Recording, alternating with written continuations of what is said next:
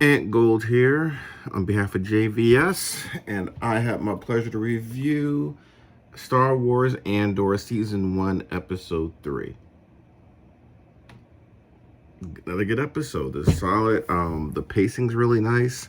Like I said, there's some things you can tell that they're coming, but like there's some nuances that I don't think we would get from other shows.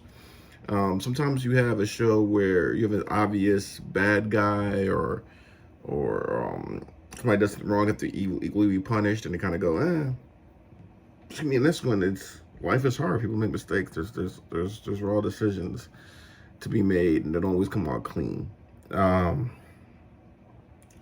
some great action set pieces here, some very creative use of environments, and again, there's a budget here. I do not know it. I know Andor's been being made for a minute.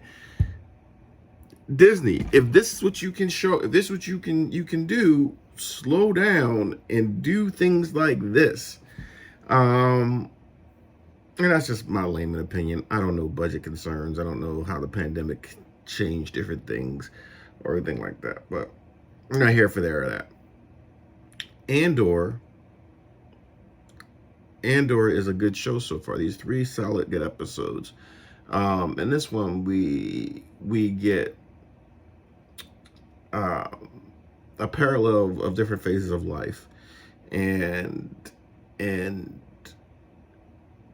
both going to a bigger world for this character. And I think that we're seeing the evolution of a character who already had skills, but now those skills are being taken to the next level.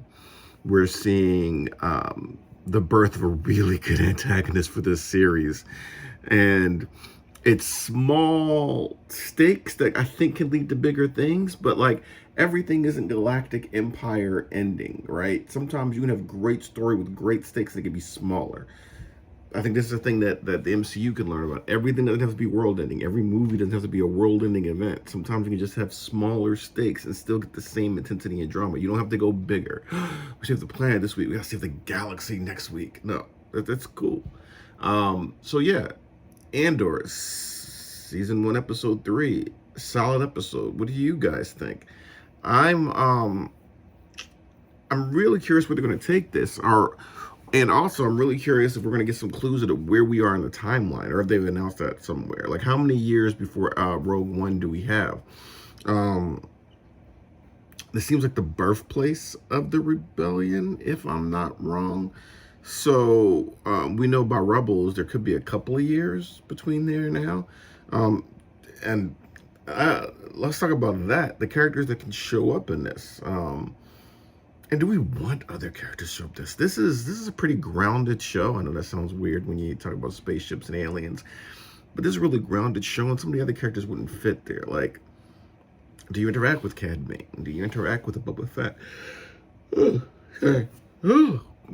Sorry, people. Do you interact with the crew of the Rebels or Ahsoka? Is that too big and grand and galaxy changing for this character?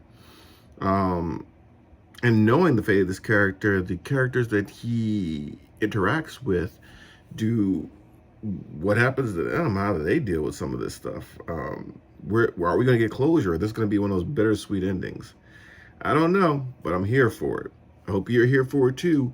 Please join me for Star Wars Andor Season 1, Episode 4 coming up. Well, for you, another week. But for me, in a couple of minutes. I'm kind of enjoying this a little bit. But don't hate me. All right, guys. I can't wait to join you. I can't wait to have discussions about this. I can't wait to see what the other JVS family and see what we're going to talk about and how they take this. Because I'm all for this. I'm sure we're going to get some hate. Anyway, talk to you later.